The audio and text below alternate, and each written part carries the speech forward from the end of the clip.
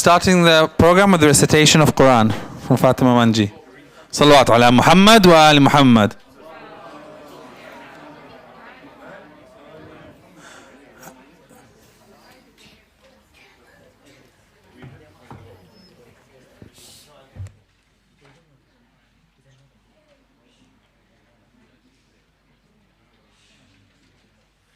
أعوذ بالله من الشيطان الرجيم. بسم الله الرحمن الرحيم. لو أنزلنا هذا القرآن على جبل لرأيته خاشعا متصدعا من خشية الله. وتلك الأمثال نضربها للناس لعلهم يتفكرون. هو الله الذي لا إله إلا هو عالم الغيب والشهادة هو الرحمن الرحيم. هو الله الذي لا إله إلا هو الملك القدوس السلام المؤمن المهيمن العزيز الجبار المتكبر. سبحان الله عما يشركون. هو الله الخالق البارئ المصور. له الأسماء الحسنى. يسبح له ما في السماوات والأرض وهو العزيز الحكيم. صدق الله العلي العظيم.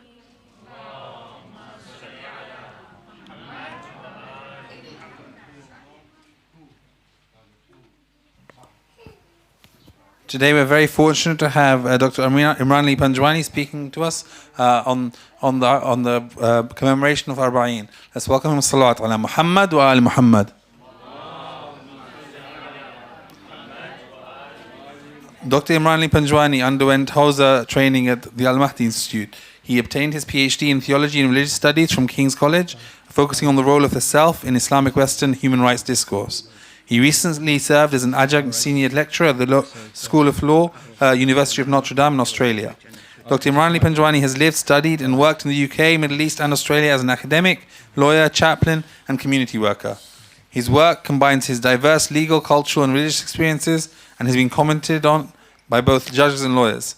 He focuses on the reformation of both Islamic and Western legal systems so that greater attention can be paid to the subject of the law and the rights of minority communities. Salawat ala Muhammad wa ali Muhammad.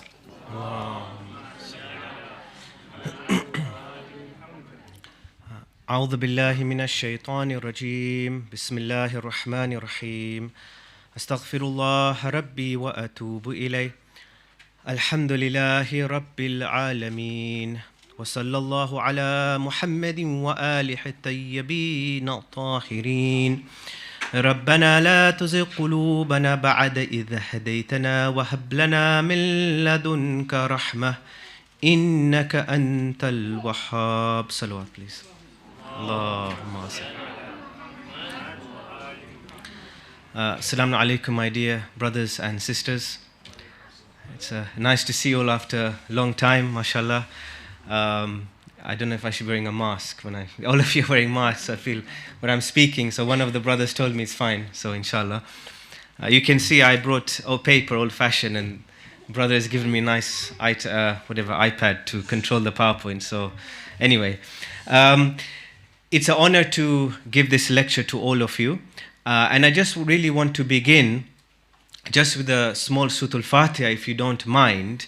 I think some of you or many of you received the news yesterday, if I'm correct, that Allama Hassan Hassanzadeh Amuli passed away. If I'm correct, aged 92 or 93. And there are people who are more expert than me that can talk about him. The reason especially I'm requesting Surah Al-Fatiha is because at home I have a few books of his. And in preparation for this majalis, you will see one of the books that I am referring to, Kashful Murad, a very famous theological treatise or book by Allama Hilli. He has a Hashia or commentary or footnotes in that book, which was very useful for the preparation of this lecture, where he talks about Isma and the Musibah, the suffering or affliction that Prophet's going through. And then he quotes very famous scholars like Sharif al-Murtada, for example, So when I heard his passing away, I felt very sad, because when you read about someone, and this person was actually skilled in a number of sciences, mysticism, theology, philosophy, mathematics, astronomy. He was a highly skilled scholar. And even today, if you look at many scholars may not be skilled in sciences like mathematics and astronomy. But the fact that he was skilled in hawzawi sciences, and also, if you like, I don't like to do secular sciences, but other sciences, we have lost a huge scholar. So please, can we recite Surah Al-Fatiha for him, all marhumin of your families, and of course those who are as a shafa for those who are ill and being oppressed in the world. Surah Al-Fatiha, please.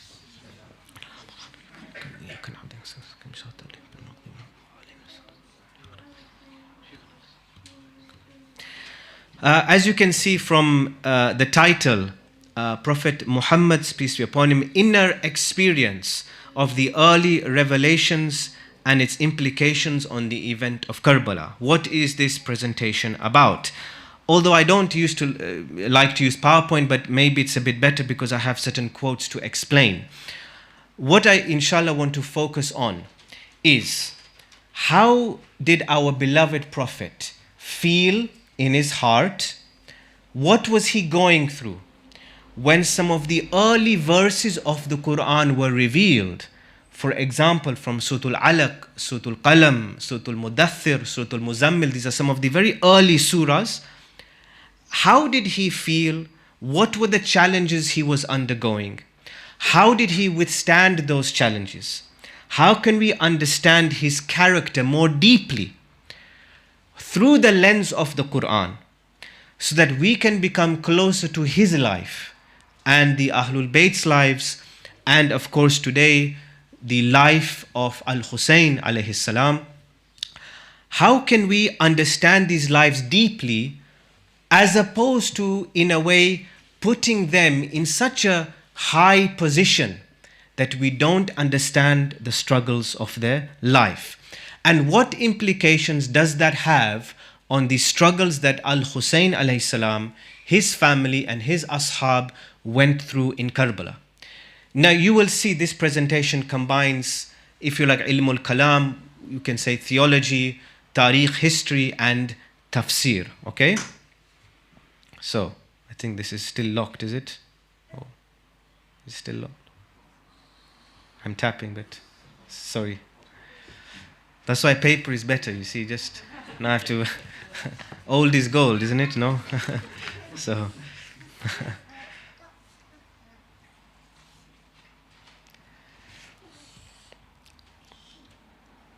okay, Jazakallah, thank you. Yes. All right, okay, thank you. Okay, let's skip that slide, I don't want to bore you. Okay, so the methodology that I'm using, you can see, is Tafsir al-Tartibi al-Muqarin, which is comparative sequential tafsir, okay?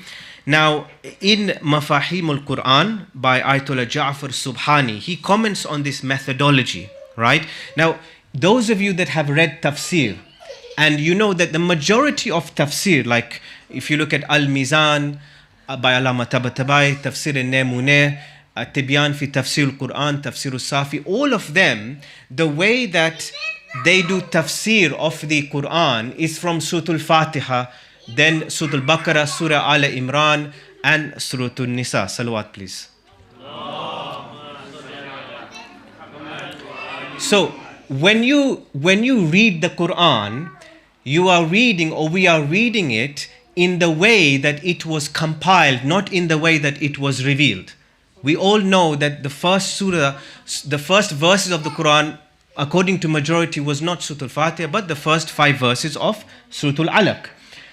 Now, in this book, Ayatollah Ja'far Subhani says that the Qudama, that is the ancients, or if you like, the very early scholars, and the ashab of the Imams, they did comment on the Qur'an according to the way it was revealed. So we have original literature where original verses of the Qur'an, like in Surah Al-Alaq, for example, that the first word Iqra, for example, the tafsir started off like that, as opposed to starting from Surah Al-Fatiha, right? The reason that I am sharing this with you, because today this method is, I would say, not widely used, but it has been commented upon by our scholars. And this is what I found. In the last year, we have been doing weekly Zoom classes on tafsir. Okay, free to join, anybody can join.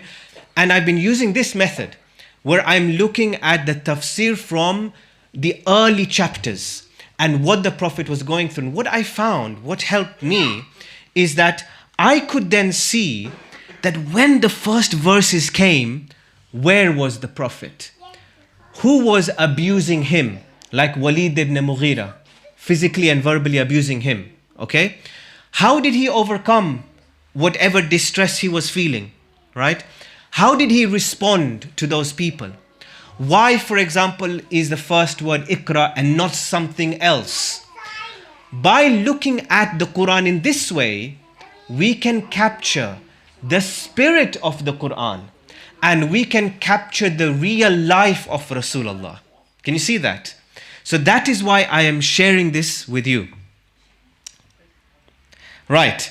Let's just start with theology, and hopefully you can see from the PowerPoint, okay? Before I begin to do the tafsir and then go on to Karbala, I have to just say how do the Imamiyya, or how do our Shia theologians look at the Prophet? So you can see that what I have translated there is from Kashfur al-Murad fi Sharh al-Tajrid al-I'tiqad, the very famous book by Allama Hilli, which is the core theological book that, if you like, explains and interprets our Shia beliefs. It is an explanation of what Khaja Nasiruddin Tusi wrote. Okay, and as I explained, that the edition that I have, it has the more commentary by Marhum Allama Hassan Zadeh Amuli. Okay, on page 471. It states, it is necessary for the Prophet to possess infallibility. We say isma, okay? In order for us to obtain confidence in his message, so that the goal of submitting to and obeying God is fulfilled. So when we say isma, we basically mean that the prophets and the imams do not commit any major or minor sins. Because if they did, we would not have confidence that the Prophet is telling the truth. What happens if he's making up the Qur'an? What happens if he's making up the verses of the Qur'an? Do you see that? So the reason why our theologians say, well, there has to be this doctrine of Isma, is for us to have confidence in his message. And you can see the way I've translated, usually we say Isma is infallibility, but I've put protective abstinence because infallibility is not just something that, Allah takes by a wand and says, you are now not going to sin from this day forth, like in the fairy tales, okay? It's also to do with the effort and the juhud, the striving of Rasulullah, his free will, and his efforts in also staying away from bad sins and from certain desires. But just for sake of argument, I've put infallibility. It's a word that you all know. So as we were growing up, you say Prophet doesn't commit sins. Well, this is where it comes from. If sin and disobedience were permissible for prophets, then it would be permitted in their actions, which their followers adhere to, and this invalidates the goal of dispatching prophets. So it means that if they sinned, we would sin, and then it defeats the purpose of sending prophets. What's the point of prophets sinning when Allah wants to send prophets to guide us, and then they sin? Well, we would be misguided. Okay? Does everybody understand that? Sure? Have I been clear? Yes? It's not too boring? Sure. Okay, fine. Okay. Right. Now, just to go a bit deeper, in Muhadirat fil Ilahiyat by Sheikh Ja'far Subhani, page 282. Okay, so in these lectures, if you like, which are in the book, he has said the infallible is potentially able to commit disobedience by the factor or necessitating factor that he has been given the ability, the qudrah, and the freedom to do so, except that his sublime God consciousness, his taqwa, and knowledge of the effects of sin, Marshiya, and perception of the greatness of Creator stops him from sinning. And here I just want to comment, this is what I found growing up. I even find this generally, if Allah gives me opportunity to travel, give lectures, people often think that the Prophet is just sort of like a robot, or Allah has just given him the grace and he doesn't sin. No. According to our Shia scholars, they have the freedom and ability to sin. They've got the capability to sin. They've got the capability to feel the desires, to sin. They've got the same capability that we have. Except, according to their taqwa, their awareness of God, their feeling of God, their knowledge of the effects of sin, the atharul ma'asiyah, the effects of sin, and the greatness of Allah. They see Allah as such a beautiful being. Then they don't sin. You see that? Now look how the Prophet is looked at. That means Prophet, like you and me, has the ability to sin, but he has an awareness and perception and the effort of not sinning that stops him from sinning. So now look, if I realized the beauty of Allah, would I sin? If I realized the effects of my sin on somebody else, that I would insult you, would I do it? I wouldn't. So that level of awareness and cognition and moral effort and moral ability stops them from seeing. Do you see that? It brings the prophets much closer to our life. Everybody clear? Move on? All right, okay. Allama Tabatabai in Al-Mizan, okay, volume 11, page 163 states, indeed, the faculty of infallibility does not change the human nature of the freedom to choose in one's actions and does not bring forth force or compulsion. Prophet isn't forced to do anything.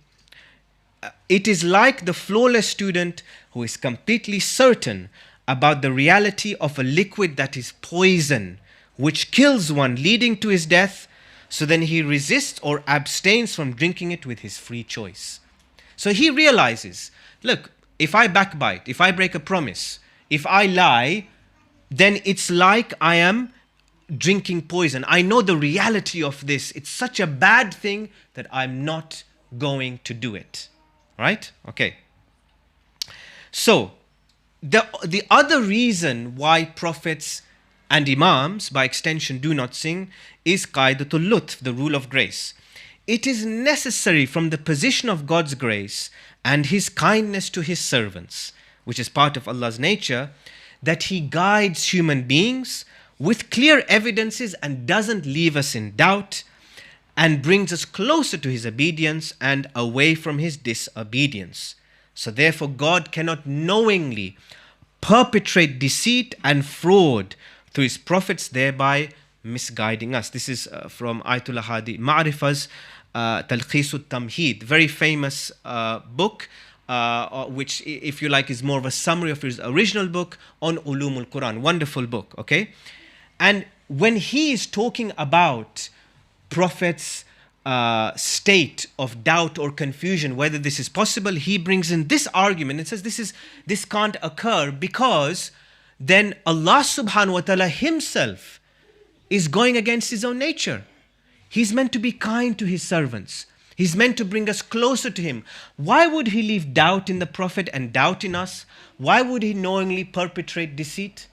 So you see, when we are talking about Anbiya, it is links to two fundamental principles. Allah's kindness to us in guiding us. He doesn't want to leave a scope for misguidance in us.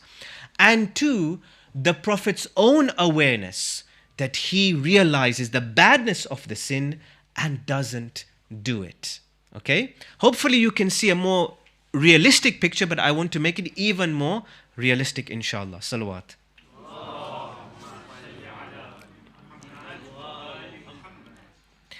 Now, one thing you might find interesting, right? In fact, let me just go back a slide. Sometimes people ask a question, right? That how did the Prophet dress? How did the Prophet walk? What was he doing while walking? How was he sitting, right? And look, I don't know about you, but growing up, I couldn't tell the difference between any of the prophets or any of the imams. I couldn't, because all of them, to me, the way it was described to me, were superhuman, and look, they can't do anything which is going to be seen as bad. I don't know. I never heard any. I'll have maybe few narrations about jokes, but did they joke a lot? Did they make jokes? How did they joke? Okay, I don't know much about that. I've heard a few narrations. Okay, so my point is, I didn't get a realistic picture of prophets, imams growing up. So, and I would argue that therefore they don't really become role models for our children. I mean, of course we try, but a real role model has constant effect, constant influence on our lives and our children's lives. Just as Cristiano Ronaldo coming back to Manchester United, huge thing, has a direct impact on a child's life, right? So in the same way, if we really think that prophets and imams are meant to be these role models, well, we have to see how we have thought about them in our life, right? Now, to answer this question, okay, if you look at Al-Babu al-Hadi al-Ashr, okay, but again, Allama Hilli, on page 63, again, a short treatise on theology, but regarded is one of the first books that you study in the first 2 years of the hawza. He says, it is necessary that the Prophet has the perfection of intellect, sagacity, astuteness, and firm thinking. He is not negligent, does not engage in debauchery of his male and female ancestors, nor is he harsh or makes mistakes, doesn't engage in passive pedastry, which is basically homosexual relationships with young children, and its like. Nor does he have an imperfect mind, or eat whilst traveling, and its like. And there are more specific habits like constant passing of wind. I'm just being honest with you, okay? All of these very, very specific habits are discussed in our books, okay? Now you can see they become specific and specific and specific, all right? And he should not have an occupation and physical nature that brings aversion, nufur, towards him. So for example, in our books, he shouldn't be a silk weaver, he shouldn't do hijama or cupping of blood, he shouldn't have any occupation that people would think, oh, this person is not to be respected in the society, okay? All of these things are there in our books, and I've just quoted to you just the major quotations. I can't fit everything on the slide, okay?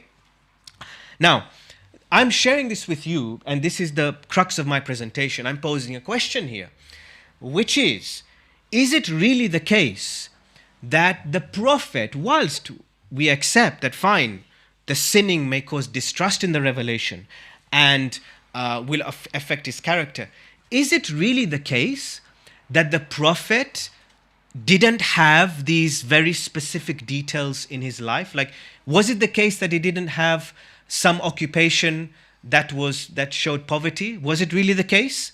Was it really the case that he didn't eat whilst traveling? Is that really true?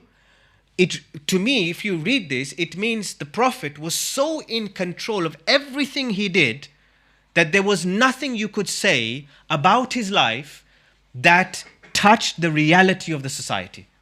Now look, today, I mean, I don't know, you guys remember I used to come on train 2 hours here. If you see me, I'm getting late, I'm drinking, eating, getting to Mahfil Ali.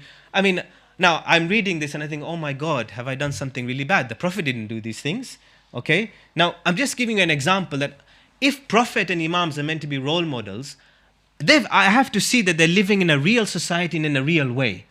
So I'm posing a question here, are these things true? Now, Marhum Allama Hassan Zadeh Amuli, in the edition of Kashful Murad that I have, and I couldn't put all his comments on the slide, so I'm sharing this with you, he actually questions this notion of eating whilst traveling, right? He says, yes, in Al-Kafi, there is this notion about Prophet eating whilst traveling. But then he quotes Sheikh Bahai, the very famous Safavid scholar, and he says that this narration can be questioned.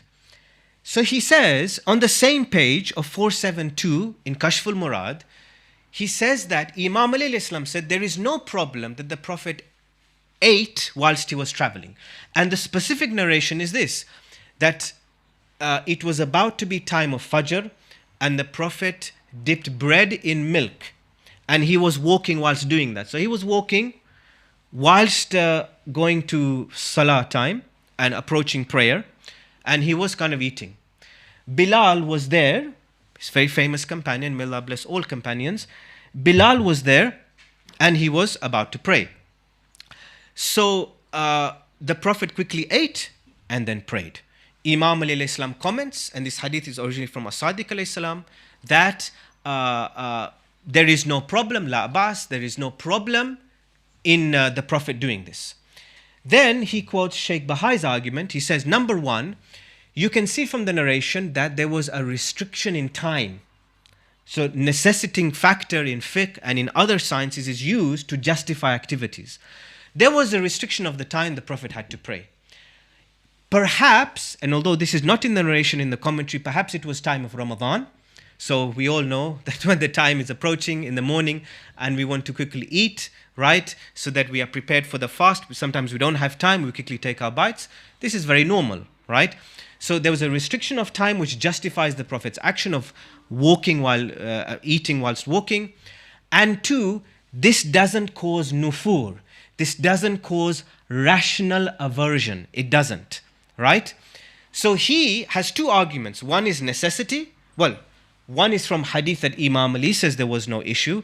Number two is necessity. And number three is, according to human custom, this is not an issue.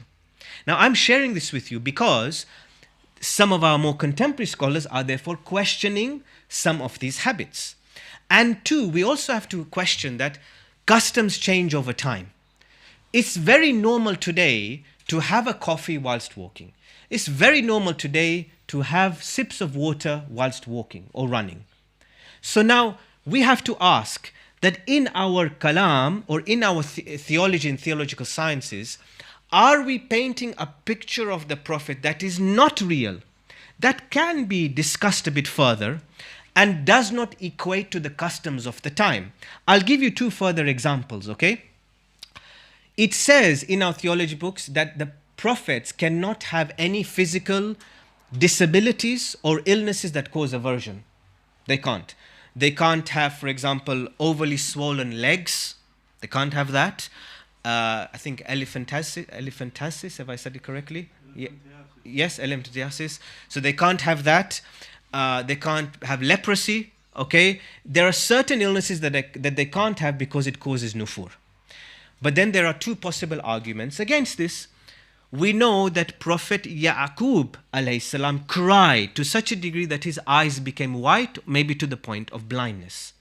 We know that Prophet Musa alayhi salam perhaps had a lisp. And you can cite other examples from other prophets. So one is, Quranically, this can be challenged. And two, customs change. Now, today, Paralympics and disabilities are celebrated. I remember going with my wife and mum and sister. We went to the Paralympics in London Paralympics in Stratford. I mean, that shows that disabilities was something to be celebrated as a matter of courage, not as a matter of nufur and aversion. So now we have to ask, if we say Prophet is Uswatul Hasana and the best example for all times and Rahmatul lil Alameen, then clearly his model and the way of his living has to appeal to societies and times later down the centuries, that when they read about the Prophet, they can identify with him. So these are just some examples to show you where my presentation is going, but I'm going to give some further examples directly from the Qur'an. Salawat. Okay. So I've explained that. Let's move on. The justification from the Qur'an that often our scholars use, you can see the verse in Surah Al-Imran, verse 159, Bismillah ar-Rahman ar-Rahim. It is by Allah's mercy that you are gentle to them, and had you been harsh and hard-hearted, surely they would have scattered from around you. So excuse them and plead for forgiveness for them and consult them in the affairs. And once you are resolved, put your trust in Allah. Indeed, Allah loves those who trust Him. And this is perfectly fine. Yes, the Prophet should not be harsh-hearted. Yes, the Prophet has to have a gentle character. I don't think there's a dispute there. But the issue is, how far do we go in saying that he specifically has to have this trait or not have this trait? So, in my humble research, the last 3 bullet points I have seen are gaps in our theology and our tafsir. The areas that are not fully dealt with in the doctrine of Isma are follows. The fear, anxiety, and worry of our beloved Prophet, which he overcomes by seeking comfort of Allah. And I found this in the last year. I myself have become much closer to Prophet's character and what he went through by reading Qur'an and the tafsir. That if somebody insulted the Prophet and abused the Prophet, if he was inside feeling angry, we all get angry. I want to know, how did the Prophet overcome this? And how can I teach my children not to be angry? I might make a mistake of being angry in my household. Ask my wife and mother and father, they're all here. If somebody takes my pen, it's another problem. Okay, all these things. Maryam takes my pen, okay, then never puts it back. Now, I'm just giving an example, which is that if you are going through internal turmoil, I want to know from prophets and imams, how do they overcome it? And this is not tackled in majority of our tafsir, although you will see it is implicitly talked about in Al-Mizan and Tafsir Namuneh. In the earlier tafsir, it's not there, according to my humble knowledge, okay? And in our theology, this is not explicitly tackled either. The gradual development of Prophet's moral, spiritual, and intellectual character through God's own teaching. So, for example, strengthening his memory, making him more confident against the policies of his time. If you read our theology, and also Talkhis al-Tamheed as well, there is no kind of grey area. It's just, well, there is no doubt and confusion in the Prophet. Fine, no doubt and confusion in Tabligh or Risala, in the propagation of the Risala. What about before that? What about when the revelation is coming to him? What about when the policies are challenging to him? Is it that he's like Iron Man and he's got an armor and he feels nothing? Is it like that? Or how does Allah strengthening him, right? And 3, which we've already dealt with, habits and conventions of the time which are viewed positively today, like disabilities, walking whilst eating and drinking, okay? Let's deal at least with number 1. Hopefully in 10 minutes I can end, inshallah. So I'm sharing with you a couple of examples only. Prophet Muhammad, peace be upon him, being taught to swallow his anger through the example of Prophet Yunus alayhi salam. This is very explicit in the Qur'an. In Surah Al-Qalam, Bismillah ar-Rahman ar-Rahim, فَاصْبِرْ لِحُكْمِ رَبِّكَ وَلَا تَكُنْ كَصَاحِبِ الْحُوتِ إِذْ نَادَى وَهُوَ مَكْذُومٌ. So submit patiently to the judgment of your Lord, and do not be like the man of the fish who called out as he choked with grief. Right? Had it not been for a blessing that came to his rescue from his Lord, he would surely have been cast on a bare shore while he was blameworthy. So his Lord chose him and made him one of the righteous.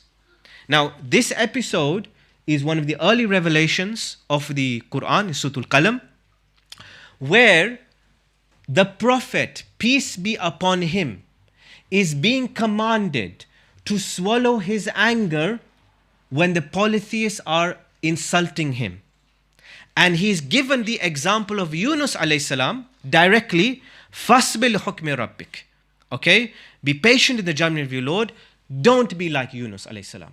What is the proof of this? If we look at our tafasir, Majm al-Bayan by Allama Tabrisi, okay? The verses refer to Prophet Yunus, and Prophet Muhammad shouldn't be like him because he sought to hasten punishment and destruction for his people and left his community without the permission of God. We all know that Prophet Yunus alayhi salam, he turned away from the community without the permission of God, and he left in a state of makdhum. Makdhum is being choked with grief, but also having ghaidh, like rage, or ghadab, anger inside of you. He was being choked inside by his own feelings that the people were not accepting his message. And you can see what I've translated, makdhum means choked with grief, because a cure for his anger could not be found. But being swallowed by the whale and then being spat out, he realized how he reacted. Again, Tafsir Safi by Allama Faid al-Kashani says the same thing. And in fact, he says that blessing is a success or happy outcome Yunus received for his tawbah, repentance, being accepted, and then wahi was returned to him. Now look at this gray area that is not really discussed explicitly in our theology and in our tafsir. There is a process which prophets are going through. They are feeling certain things, feeling anxiety, feeling worry, and then overcoming it through patience or a sense of realization. So keep that in your mind. I don't want to repeat things. Al-Mizan, it says the same thing. Let me move on with that. Let's move on there. Tafsir al-Namuna, which I found a bit interesting. According to Ayatollah Nasir Makarim Shirazi, he says that the Prophet was about to curse people. This is very explicit, okay, in his tafsir. So if you look at the original Persian, he says that the Prophet in his heart, he felt like cursing them. But Allah subhanahu wa ta'ala revealed these verses to guide the Prophet and to make him realize that if he wants to obtain victory and transmit the message so that it reaches people's hearts, he should withhold his tongue. Do you see that?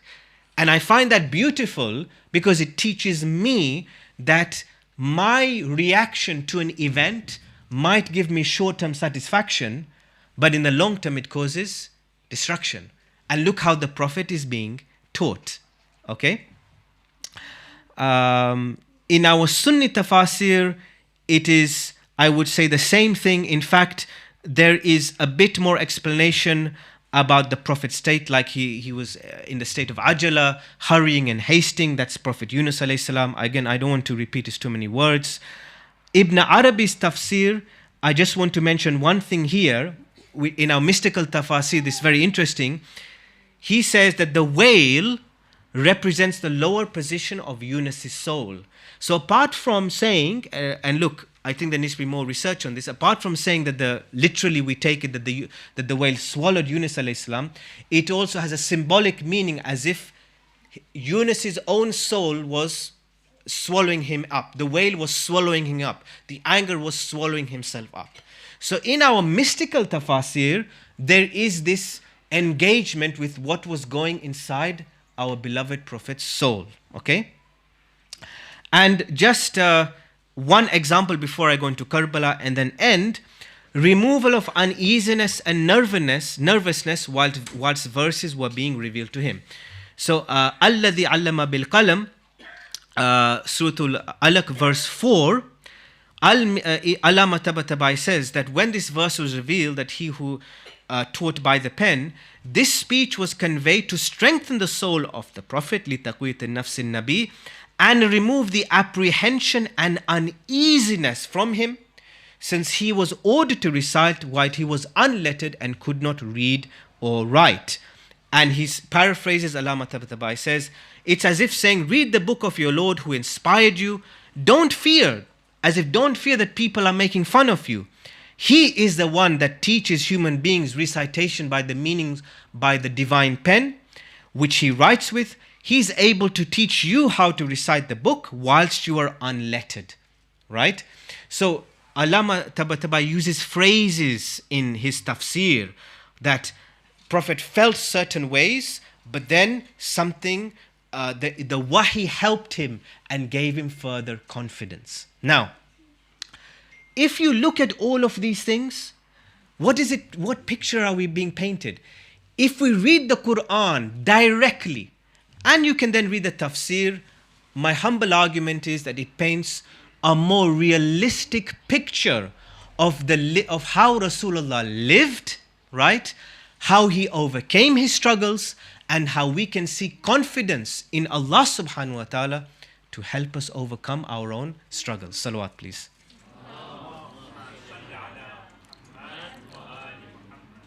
So, just to give a few examples from Karbala, okay? You can see that I've put certain phrases there of how Al-Husayn alayhi salam reacted to the death of his beloved children, the family, and the companions around him. And how did he overcome these things, right? So, qataluka ya bunayya ala dunya ba'daka al-afa. They have killed you, my dear son, about Ali al-Akbar alayhi salam. The world after you has turned to ashes, he says.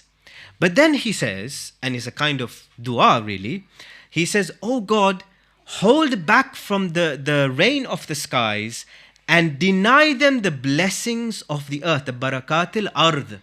So now look how we would react if we lost our family members. He's first of all expressing sorrow, okay? He's expressing sorrow. And then he's expressing anger to Allah, anger, saying, Allah, can you just hold back from these people the rain of the skies and deny them the blessings of the earth? And this is from Tabaqatul Kubra and Kitabul Irshad. You will find these references, okay? So Imam Husayn alayhi Islam expresses sorrow, grief, distress, and anger, okay? And this is generally not the picture that we are painted about Imam Husayn's struggles in Karbala, but it is there within our sources.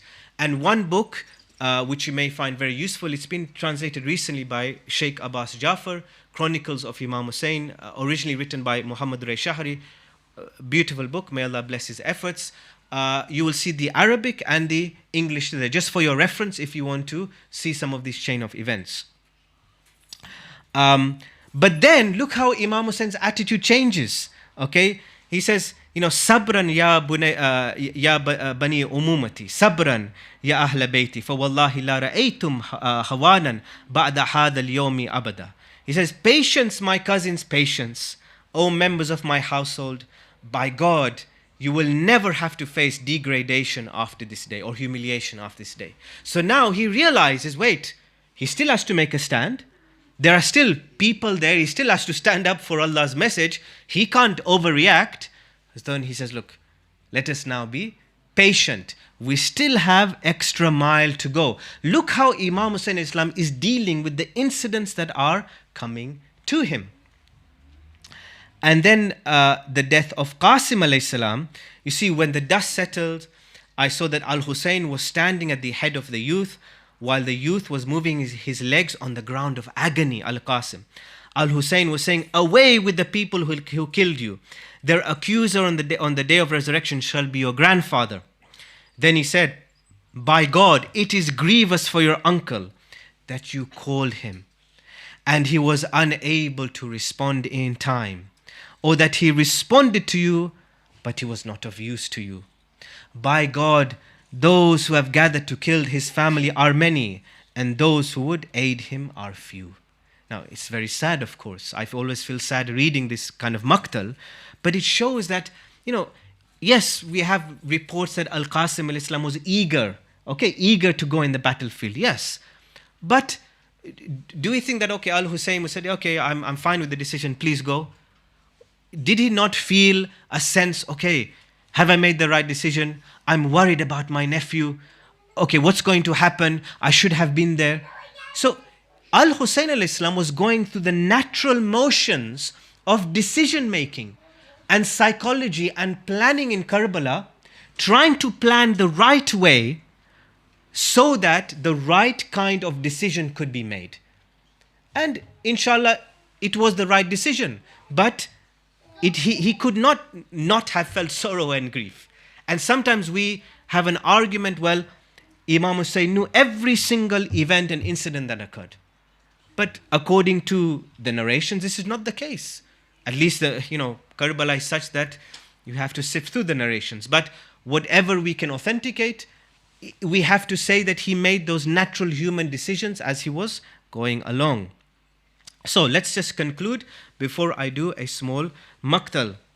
The process of purification and development of Prophet's soul is explicit in the Qur'an, but not necessarily clarified in theology and tafsir. The inclusion of this dimension doesn't contradict with the current view that we have of infallibility of free will. So even whatever I have humbly submitted, it doesn't contradict with our theology, it's still explaining free will. Infallibility is currently maximalistic doctrine rather than realistic and developmental one, which perhaps hinders us from really learning from Prophet's life, and then leads to ghulu, kind of exaggeration. And look at Allah subhanahu wa ta'ala says in the Qur'an, Bismillah ar-Rahman ar-Rahim, لَقَدْ كَانَ لَكُمْ فِي رَسُولِ اللَّهِ أُسْوَةٌ حَسَنَةٌ. In the Apostle of Allah, there is certainly for you a good example. For those who look forward to Allah and the last day and remember Allah greatly. Well, how can Prophet be the best example if he is not within a realistic society and realistic customs?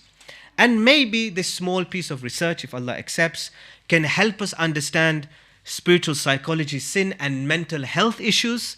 Maybe in a deeper way, we can find solutions to our problems. Salaat, please.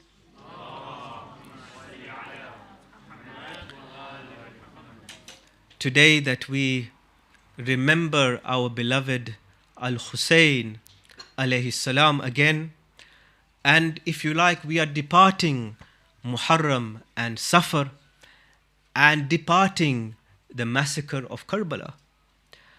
My small dua for myself, for my family, is that we try to emulate the courageous actions, the justice of Husayn and his family in standing for what was right.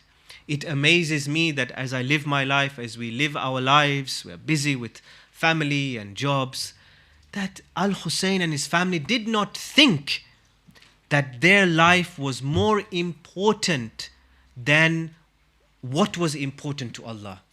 They found Allah to be beautiful. They found the Prophet's message to be beautiful.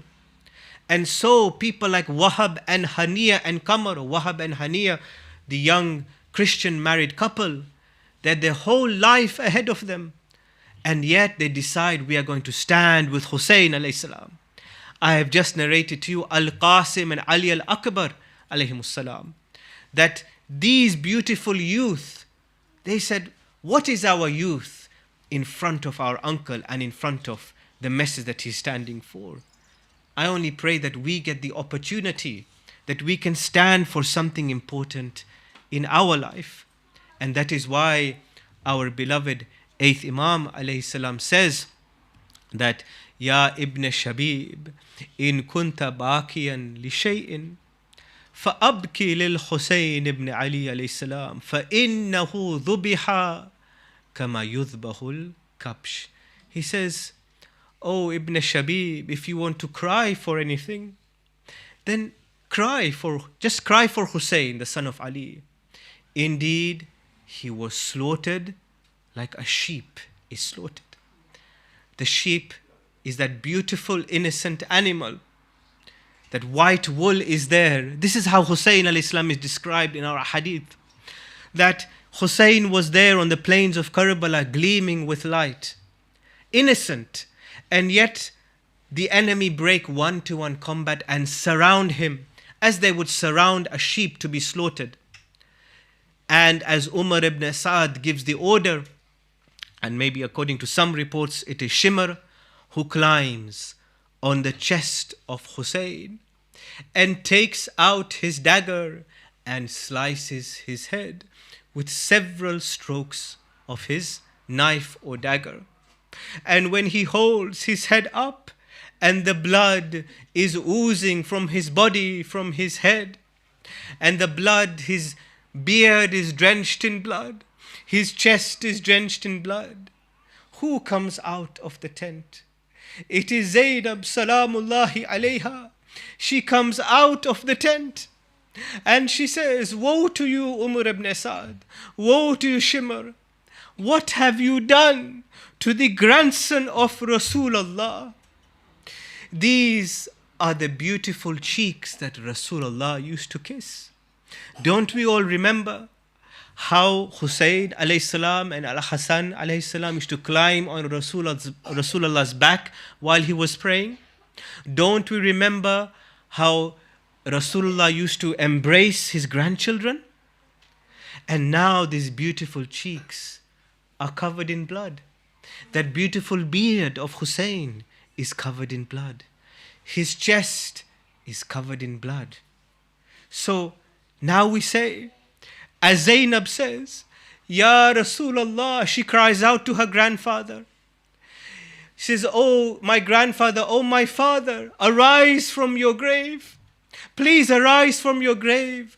See what they have done to your grandson. That is why in Ziyaratun Nahiya, our 12th Imam says, As-salamu ala dima'is sa'ilat. Peace be upon the flowing blood.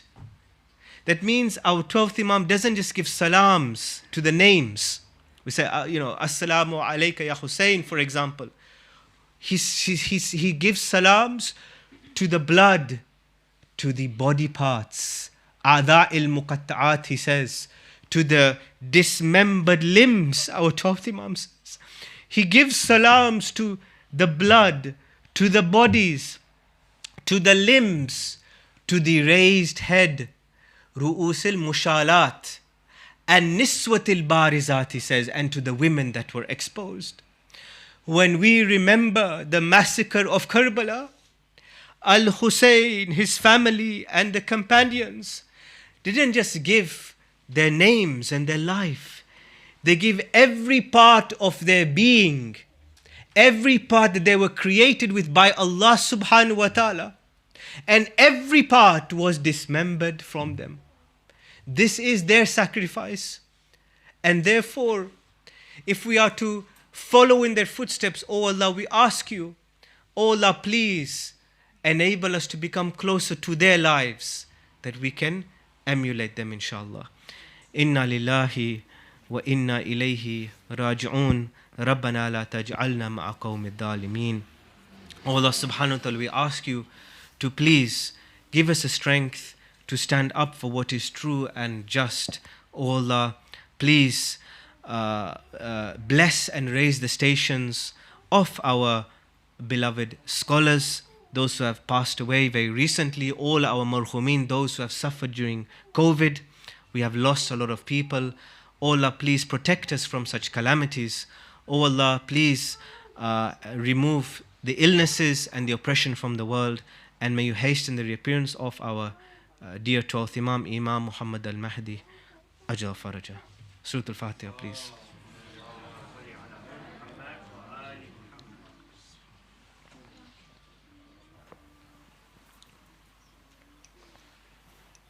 Brothers and sisters, I know that we are running a little bit late, but I'd like to take a couple of questions if there are any. Please try and keep the questions short.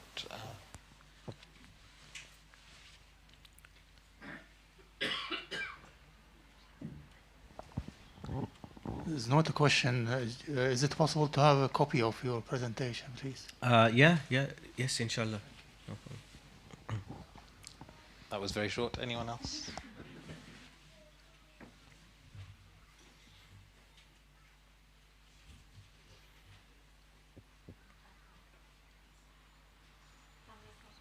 Alaikum salam.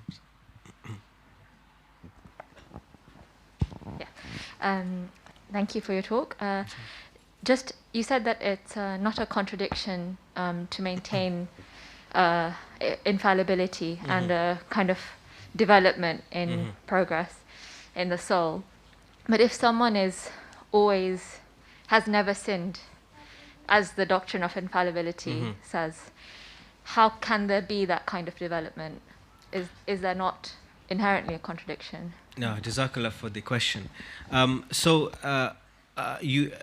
The conclusion I was relating to the development of those, I would say, psychological and inner spiritual traits, which I don't think are recognized within our tafsir and theology, that when our respected scholars are saying there was no doubt and confusion or weakness of will and these things, but in the Qur'an these things are clearly there, very explicit in fact. So clearly there was first of all a development in how the Prophet increased his confidence, increased his moral strength, and as you say, his ability not to sin.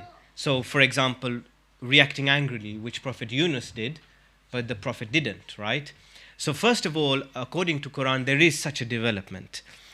But I think you are right to say that in some of these major areas, right, of sinning where the message of the Qur'an is under threat, or where we can't trust the message or trust the character of Rasulullah, and I agree with you, in those very major areas, he can't sin. He can't be an open liar.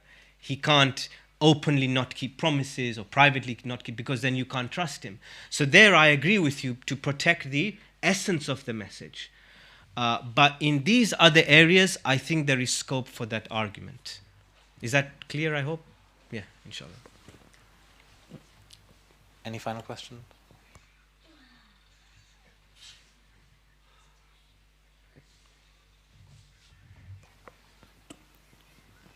Assalamu alaikum. Alaikum salam. Do you think there's a particular reason why because like you said, it's very explicit in the Qur'an. Mm-hmm. Why has that been overlooked in tafsir? Is it because they see it as contradicting the aqaidi position, or is it for another reason maybe? Yeah, I think there are two reasons from my small knowledge. Firstly, within the theology, we are coming up with rational justifications. Yes, based on verses of Quran and Hadith, but those can be interpreted in two ways. We're coming up with rational justifications and doctrines to then explain how the Prophet's character or the authenticity of the Quran can be protected. So that's the first lens, and I think that lens then colors everything else. Within the tafsir, some of the contemporary tafsir, like Tafsir Namuneh and Al-Mizan, they do implicitly mention, as I put phrases there for you, but what I found is they don't kind of then comment on the implications of that. And in tafsir, there are different methodologies, right? So some of the tafsir are just like bir riwayah, others are much more grammatical based. So they didn't necessarily go into some of these things. But the more mystical tafsir do go into that, the inner turmoil of the soul. So it is there in some tafsir, but I think in many others it isn't. Yeah. Thank you very much. I think we'll continue with the rest of the program. Jazakumullah. Muhammad wa Muhammad Salawat. Sorry for taking a bit long. You know, I wanted to explain properly, then otherwise it's a problem. Thanks.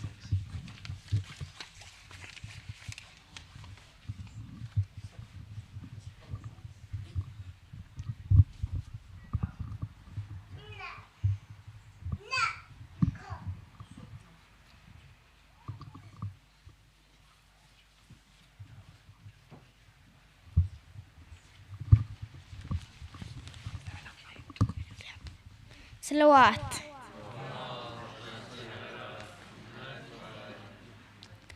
Qibla ta'zeem kar, aayi bahan shabir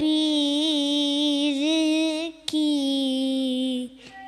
Qibla ta'zeem kar, आई बहन शबीर की,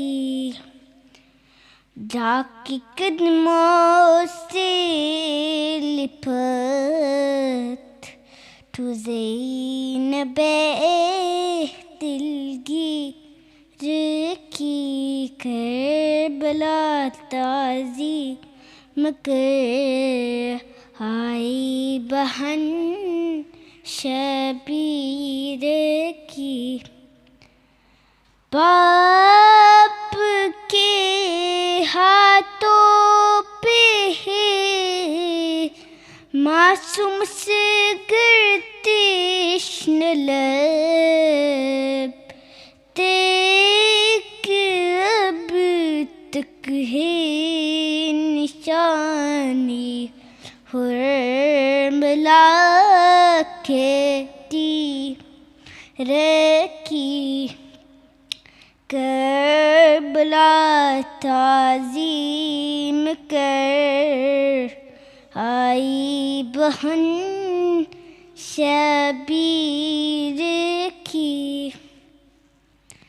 कीत से टूट कर है आता काफिला ज़ुवार का.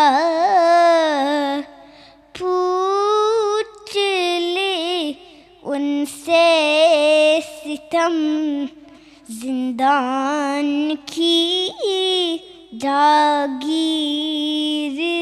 کا کربلا تعظیم کر آئی بہن شبیر کی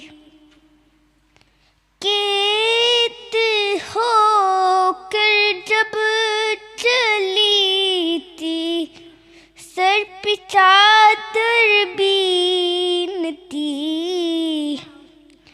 سر کولے بازار میں دیواری سے تطہیر کی کربلا تعظیم کر آئی بہن شبیر کی ننھی سے تربت یہ اصغر کی چپال کربلا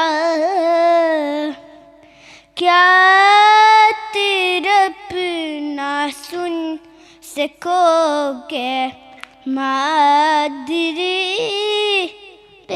شیر کا کربلا تعظیم کر آئی بہن شبیر کی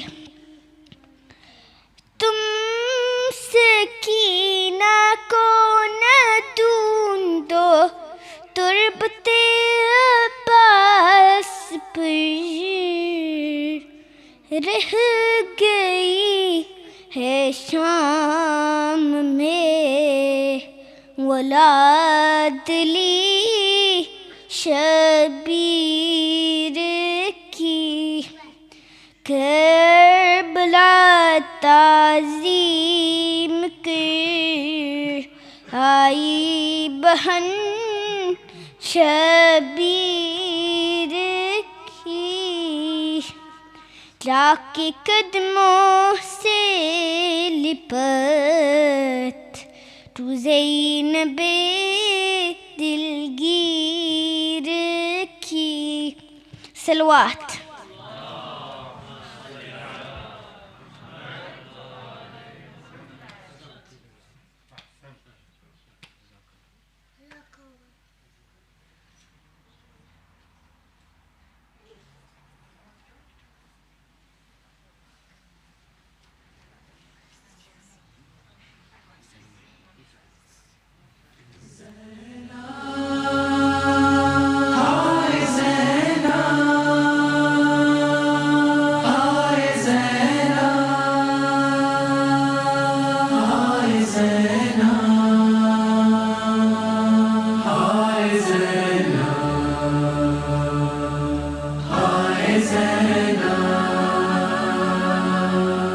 دیکھو تو اے میرے نانا نہ رہے میرے بیٹے نہ بھیا سارا کنبہ لوٹا کے میں آئی اپنی قسمت سنانے کو آئی زینب ہائے زینب ہائے زینب ہائے زینب زینب ہائے زینب ہائے زینب ہائے زینب خشک کوزے لیے پیاسے بچے التش کی صدا لے کے آئے باندھ کر مشک کو ایک علم سے غازی بے تیغ مقتل میں آئے ان کی قوت تھی کوزے کے اندر بہ گیا مشک سے تیر کھا کر سو گیا دونوں بازو گھٹا کے دے گیا وہ بھی داغ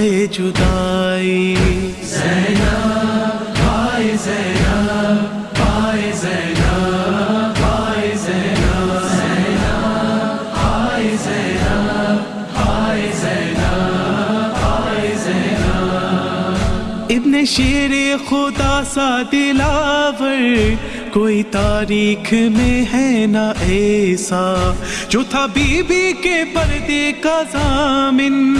اپنے بازو کٹا کے وہ سویا, اس کے مرنے سے اے میرے نانا ہو گئی بی بیاں سر برہنا. ثانی فاطمہ کا کھلا سر دیکھتی تھی ہائے سب خدائی. زینب ہائے زینب ہائے زینب ہائے زینب زینب ہائے زینب ہائے زینب ہائے زینب. میری اماں کی طرح بھی ہائے تو ہی بیٹے تھے بس پاس میرے, مثل زہرا بھی کرب و بلا میں دے دیا ان کو دی کو بچانے. آئے انبار ظالم کے لشکر گھیرا اونو محمد کو آ کر, ہر طرف سے ہوا آئے حملہ ہو گئے وہ بھی شہب فدائی. زینب ہائے زینب ہائے زینب ہائے زینب زینب ہائے زینب ہائے زینب ہائے زینب. ہر قدم راہ شام اور کوفہ نازیت کی کوئی کمی تھی, ہر قدم پہ تھی پتھر کی بارش نہر خون جسم سے بہہ رہی تھی. یاد ہے کہ یہی میں نے سوچا اس گھڑی جب میرا سر جھکا تھا, کل تھی کوفے کی میں شاہزادی آج قیدی ہوں میں بن کے آئی. زینب ہائے زینب ہائے زینب ہائے زینب زینب ہائے زینب ہائے زینب ہائے زینب. نانا اس وقت میں مر گئی تھی, پہنچی دربار کے جب میں در پر, تخت سے پوچھا ظالم بتاؤ تم میں سے کون ہے بنت حیدر. بولی عباس کی ہوں میں خواہر, لوٹ جاؤں گی تجھ کو مٹا کر. باپ کے لہجے میں دے کے خطبہ میں نے ظالم کی مسند ہلائی. زینب ہائے زینب ہائے زینب ہائے زینب زینب ہائے زینب ہائے زینب ہائے زینب.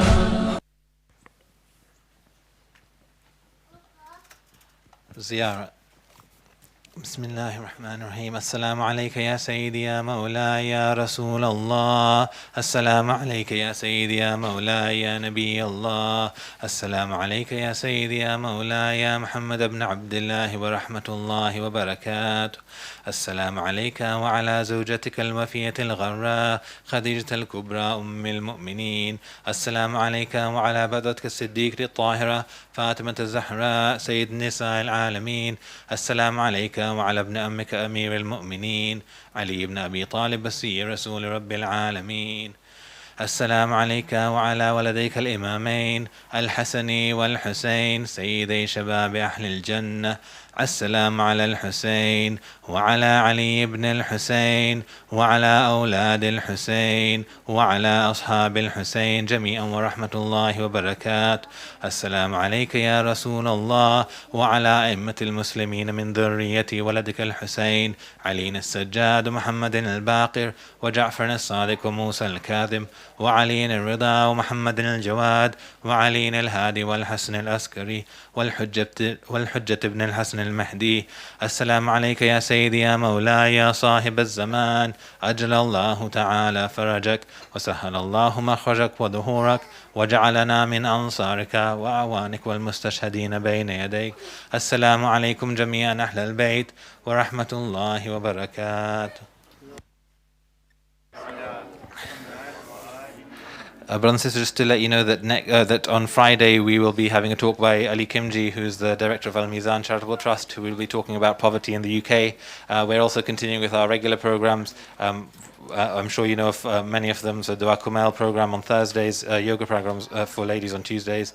We also have Hussaini Madrasa and tuition classes on Sundays, tafsir classes online on Sundays as well. And we've also started to help with the Soul Kitchen, delivering meals on Sundays as well. If you'd like to help with any of the programs, please do let us know. And of course, you can find out more on our website.